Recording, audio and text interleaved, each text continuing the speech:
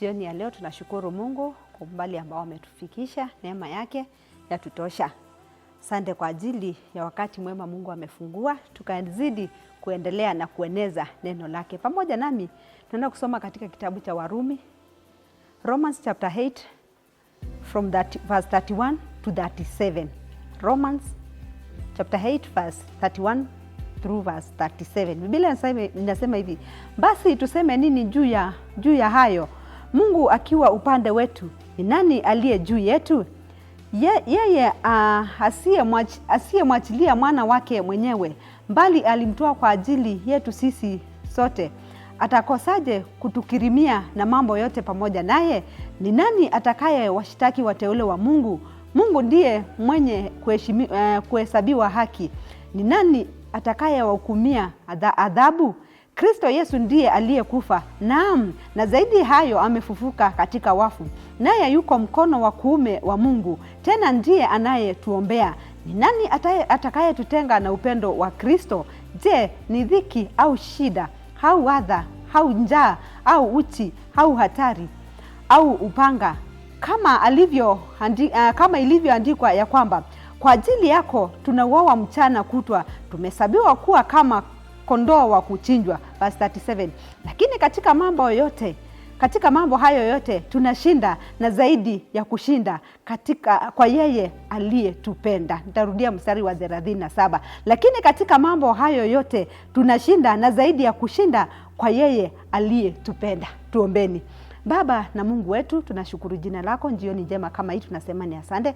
Asante kwa ajili ya neno lako. Nena nasi, maana Baba tunataka ukaongee nasi kupitia kwa neno lako. Uinuliwe na nafsi zetu, nitumie maana mimi ni chombo chako. Katika jina la Yesu tunaomba na kuamini. Amen. Unaposoma katika kifungu ambacho tumesoma, ni mtumishi wa Mungu Paulo, na Paulo anaandikia ili kanisa la Warumi.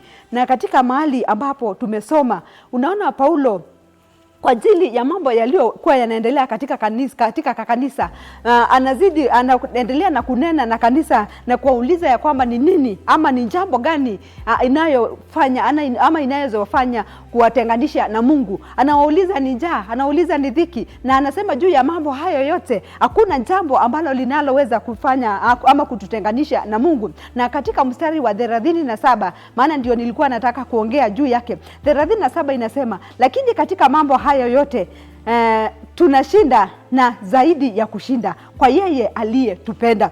Wakati mwingine tunasikia ama tunakuwa na hofu ya kwamba hatutaweza mambo ambayo yako mbele zetu, au woga unatuingia, na ndio maana Paulo anawakumbusha ni nini kinachoweza kututenganisha na upendo wa Mungu, na anawauliza mambo mengi hapo, ni dhiki, ni njaa, ama ni kukosa amani? Hapana, hayo mambo yote Paulo anasema ya kwamba hayapaswi kututenganisha na upendo wake Mwenyezi Mungu. Na ndio maana anasema ya kwamba sababu haya mambo hayapaswi kututenganisha na Mungu, tunapaswa kujua ya kwamba katika haya mambo yote tunayopitia tu zaidi ya washindi. Sisi tuko zaidi ya washindi katika mambo ambayo tunapitia, sisi tu zaidi ya washindi. Na ndio Paulo anasema ya kwamba kumaanisha ya kwamba sisi tu zaidi ya washindi ni kumaanisha ya kwamba mshindi ni mtu anayeshinda vita.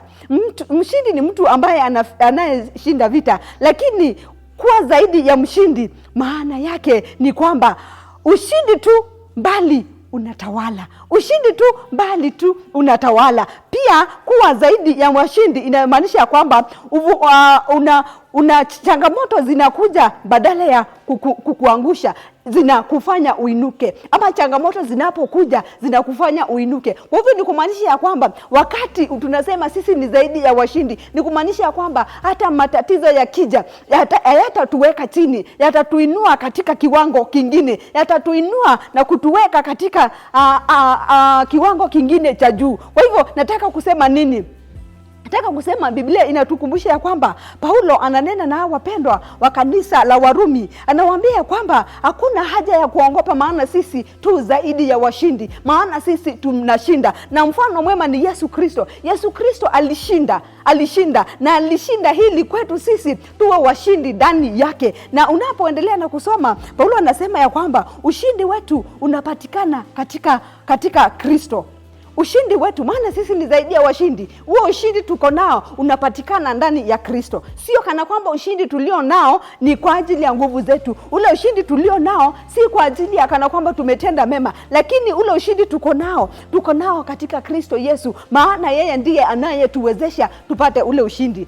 Wengine wakati wanapofanikiwa wanafikiria ya kwamba yale mafanikio wako nayo ni kwa ajili ya nguvu zao, lakini nataka kuhimiza jioni ya leo kanisa kana kwamba ule ushindi uko nao uko katika Kristo Yesu, uko katika Bwana, si kwa ajili ya nguvu zako, si kwa ajili ya kana kwamba ni wewe umejifanya ama umefanya ufike mahali umefika, lakini Biblia inatuambia kwamba ushindi tulio nao ni kwa ajili ya Kristo Yesu, ni kwa ajili ya Mungu, ndiye anayetuwezesha tufike mahali. Ushindi si kwa nguvu zetu, kanisa la Bwana. Ushindi si kwa akili zetu, ushindi si kwa juhudi zetu, lakini ushindi tulio nao tunashinda ni kwa ajili ya Kristo Yesu. Bwana Yesu asifiwe.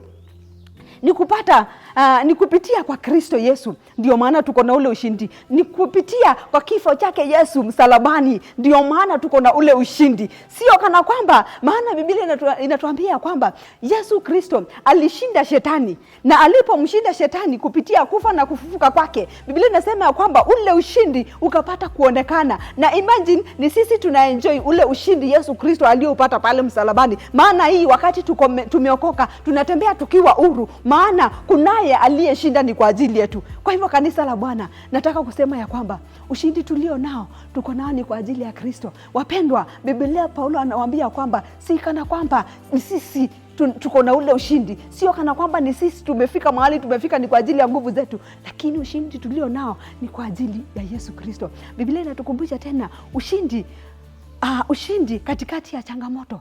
Kunazo changamoto.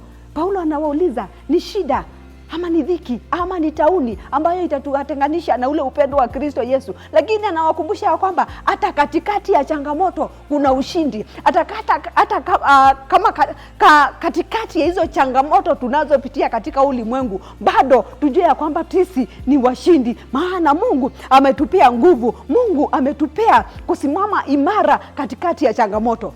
Jioni ya leo, sijui hayo mambo unayofanya siku kuenenda ile ingine anafanikiwa, labda au peangi Mungu shukrani, labda unafikiria ni kwa ajili ya nguvu zako, labda unafikiria ile ushindi ulio nao ni kwa ajili yako. Nataka nikukumbushe jioni ya leo ya kwamba ule ushindi uko nao si kwa ajili yako. Ule ushindi uko nao ni kwa ajili ya Kristo, maana yeye kwanza alitangulia kutushindia pale msalabani. Kwa hivyo tunatembea tukiwa huru, maana ushindi tuko nao Yesu Kristo alipata kutushindania. Kanisa la Bwana, jioni ya leo mahali umefika, usifikirie ni kwa ajili ya nguvu zako. Wengi walifikiria ni nguvu zao zimewafikisha. Wakati Nebukadneza alipojiinua akaangalia na kusema ya kwamba hii Babiloni ni mimi nimeijenga, Biblia inasema ya kwamba Mungu alipata kumpeleka, akaenda kondeni, akaenda akakula nyazi mahali pale. Kwa sababu ngani? Maana alifikiria ule ushindi uliokuwa, zile nyumba ziliokuwa zimejengwa ni kwa ajili ya nguvu za Nebukadneza. Kwa hivyo wapendwa, hatupaswi kujiinua, tunapaswa kunyenyekea na kujua ushindi tulio nao ni kwa ajili yake, ya nguvu zake Mwenyezi Mungu. Biblia inatukumbusha sisi tu zaidi ya washindi, maana kuna yule aliyetushindania, kuna yule aliyekuwa upande wetu na akatufanya tushinde na tumefika mahali tumefika ni kwa ajili ya ushindi wake. Uzia alipojiinua, Biblia inasema ya kwamba alijinua na akafikiria ya kwamba juu mimi ni mfalme, wacha niingie katika patakatifu ili niende nikavukize uvumba. Na Biblia inasema ya kwamba sio kana kwamba hakuwa anajua ya kwamba priest ndio walikuwa wanaingia sehemu zile kwenda na kufukiza uvumba. Biblia inasema hapo kwa ajili ya kujiinua kwake, kwa ajili ya mahali ambapo amefika, nafikiria mimi ni mfalme, ushindi ulio hapa ni kwa ajili yangu. Kwa hivyo nikiingia katika patakatifu na niende mahali pale nivukize uvumba, hata mimi labda nitajulikana. Lakini hiyo ilikuwa kazi ya makuhani. Biblia inasema akitoka pale, alitoka akiwa na ukoma. Wapendwa kanisa la Bwana, wakati Mungu ametuinua, wakati Mungu ametutendea makuu, usifikirie ni kwa ajili ya nguvu zako. Jua kuna Mungu ambaye ako upande wako, Mungu ambaye anasimama na watu wake, Mungu ambaye anatupatia ushindi hata kukua katika hali ya wokovu. Ni Mungu ametushindania tukafika mahali tumefika. Kupitia kifo cha msalaba tukakuwa huru, tukaokolewa na tukapata ushindi katika Kristo Yesu. Kanisa la Bwana, wacha wakati tunapopata ushindi tusifikirie ni kwa ajili ya nguvu zetu, bali tumtumaini Mungu na tujue ni kwa ajili ya nguvu zake. Wakati umeinuliwa, usifikirie ni wewe umejifikisha hapo. Kunaye ambaye amekufikisha hapo mahali hapo. Si rafiki yako, si dadako ama ndugu yako, sio bibi ama mzee wako, lakini ni Mungu. Lakini ni Mungu. Na ndio maana Paulo pia anazidi kuwakumbusha, lakini katika mambo hayo yote tunashinda, na zaidi ya kushinda kwa yeye aliyetupenda. Yeye aliyetupenda, huyu ni Yesu Kristo. Huyu ni Mungu ambaye anaishi milele na milele. Wacha Mungu atubariki jioni ya leo, na wacha tukaone neema na kibali katika maisha yetu wakati tunapozingatia haya maneno ya kwamba sisi mahali tumefika, sisi ni zaidi ya washindi.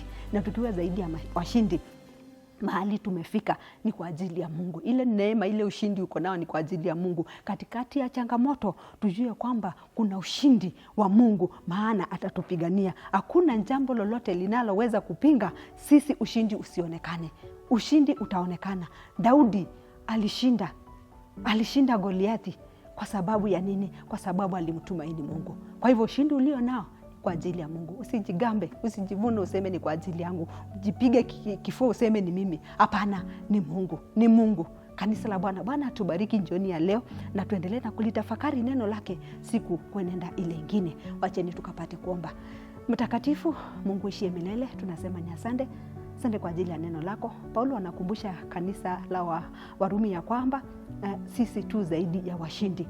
Na tukiwa zaidi ya washindi, tunapaswa kujua ya kwamba ushindi tulio nao ni kwa ajili ya Yesu Kristo Mwenyezi Mungu. Na tunapaswa kujua katikati ya changamoto kuna ushindi Mwenyezi Mungu. Hivyo basi tunaomba katika jina la Yesu, ufuatilie neno lako likatende mambo makuu katika maisha yetu. Wakati mwema kama unjioni, bariki wasikilizaji Mwenyezi Mungu, bariki kanisa lako na neno lako Mwenyezi Mungu likaendelee na kukua ndani yetu kwa wingi katika jina la Yesu. Pokea sifa zetu Mfalme, maana ni zako. Tenda wema siku yaliyosalia, wacha ukawe pamoja nasi katika jina la Yesu Kristo mtakatifu tunaomba pamoja na kuamini. Amen. Mungu awabariki na neema ya Bwana iwatoshe. Amen.